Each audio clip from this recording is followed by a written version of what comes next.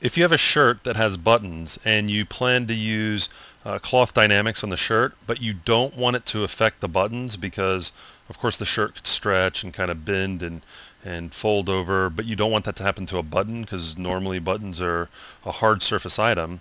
There's a few ways that we can go about doing that. Let's start by, I'm going to close that.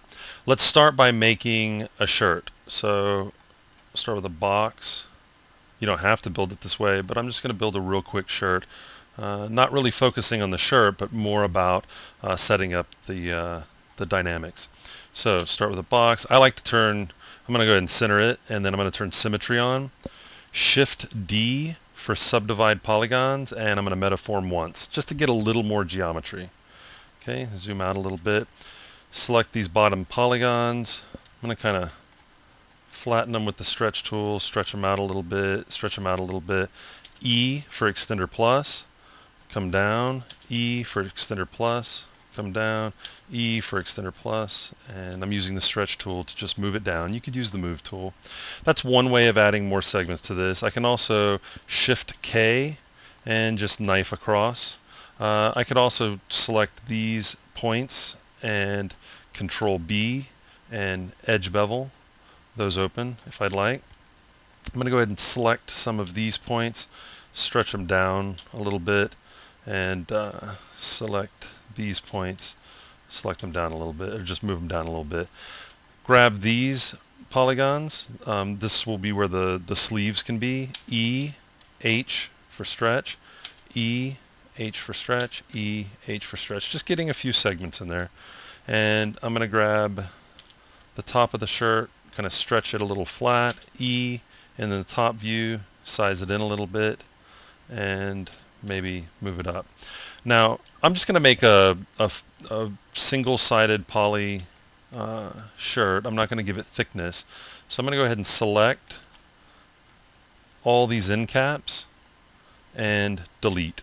We just don't need them. I'll hit tab, and right now it's a pretty sad looking shirt, but with dynamics it'll kind of fold on itself and things like that, and it'll dress it up a little bit, and if I wanted to I could spend some more time dressing up the model. But let's focus on the dynamics. I am going to go ahead and make it double-sided. I said single-sided meaning it's just going to be a thin shirt, but as far as the surface goes, let's give it a surface. Q for change surface. I remember change surface. Q is quality surfaces. Maybe that'll help remember the shortcut key. I'm going to call this shirt. Let's give it a color. We'll go a little Charlie Brown on this one. And make sure smoothing's on.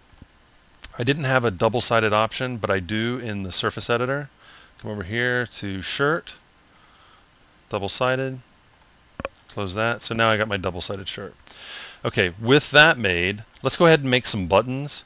And I'm not going to worry about trying to mimic the image that I showed earlier. It's the same concept no matter where the buttons are going to go. So I'm going to go to layer 2, put layer 1 in the background. Let's make, this will be our clown shirt buttons. I'm just going to make a ball. And they're going to be really big buttons. That way we can see them. And I'm going to tuck them into the shirt. Q for change surface or quality surfaces. Button, and why not? We're going to go a little clown on this. And there we go.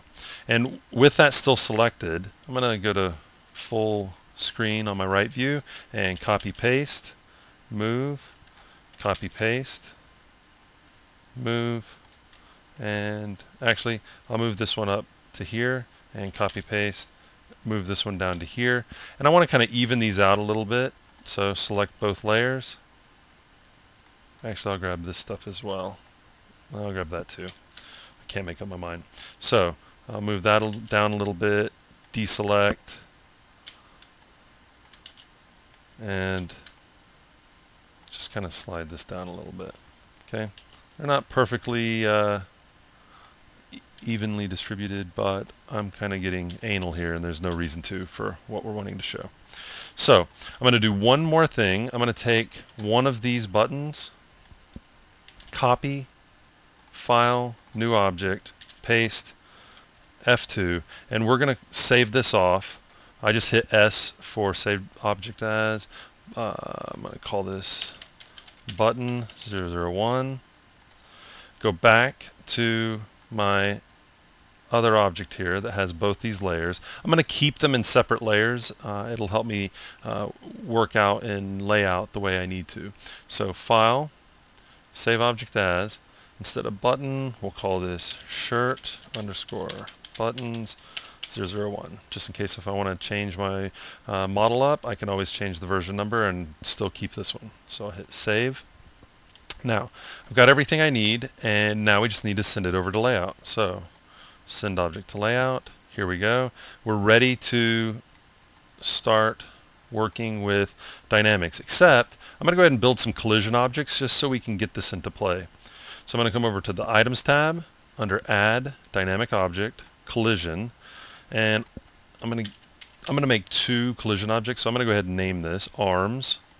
Instead of a sphere, okay, by default the type is sphere, I'm going to change this to box. And I'm going to size it down, just say 0.5. If I rotate, we'll see that it's sitting right in the center there. And I'm just going to change my bounce bind power to 50, friction 50, fix 50. That's usually what I do, and then I can go and adjust it if needed. Go ahead and close that. H for stretch. Let's get some temporary arms in there. I'm going to shrink that in a little bit and shrink that a little bit. Maybe I'll move it up a little bit as well. Okay, I could go ahead and go over Add and make another collision object, but I'm just going to clone this. So I'm going to come over here and hit Clone. Number of clones 1. With it still selected, rename. Call this Body. Okay, Y for rotate. This way, I already have the same settings. Not that that's, the most important thing, but it did save me the time of typing it in. So there's going to be my neck and body. Okay, so I'm going to select my object, P for properties, dynamics, add dynamic, cloth, double click to get the settings, and I'm going to let's just bounce over to collision. Yeah, I'll just put all. It's one surface for the shirt, but I'll go ahead and select all. Shows all the points over here that are highlighted that are going to be affected by the collision. Come over to etc. Let's go ahead and give it some gravity. I'm just trying -4. I can always add more. And for preset, we'll just choose thin. It doesn't really matter which one we choose, because if we don't like what we see, we just go adjust the settings over on the basic tab. But I always like to just start with the preset and then go from there. I'm going to move this over, and let's just see what happens. I'm going to calculate, and there we go. I mean, I'm going to go ahead and do 90 frames. So I'm going to come down here and change 60 to 90, and because of that, I've only got 60 frames calculated. I need to go ahead and calculate again, and I'll get all my frames. For what I'm trying to show in this video, that looks like a shirt to me, and it's draping, and you can definitely see that if I rotate this, where the buttons were, right here, well, they're not touching anymore, and they're not even in the same place. So it accomplishes what we need to be able to see. Okay, so our goal is we want to be able to have the buttons stick to the shirt and move around with the shirt, but we don't want them to deform. It's a pretty easy setup. I'm going to close this. I'm going to select the buttons, M for motion options, and for parent item, just choose the shirt. Okay. Now that's not enough, because it just knows the default shape and basically the pivot point. So we need it to lock to the shirt. To do that, P for properties. With the button selected, come over to deform, add displacement, and choose effects hard link. Okay. I can close this, and as you can see, let's select, say, the collision object here, just so that we can really see what's going on. I just was trying to show that we don't have to see that wireframe, so we can really see. So there we go. Buttons are sticking, they're going with it. It's as if they're part of the shirt, but they're not deforming. They're still maintaining their shape. So that's one way of going and attaching buttons to a shirt that have dynamics on it. But there's also another way. Let's come over and select the shirt again. P for properties. Come over to the dynamics tab, open up the properties here. I'm going to rotate that view a little bit so we can see. And I'm going to come over to the edit effects tab, select the edit tool, and I'm going to pick a point on the shirt. We've already got buttons here. I'm just going to add a button right here. So I'm selecting this point on the shirt. And for command, I'm going to choose make path.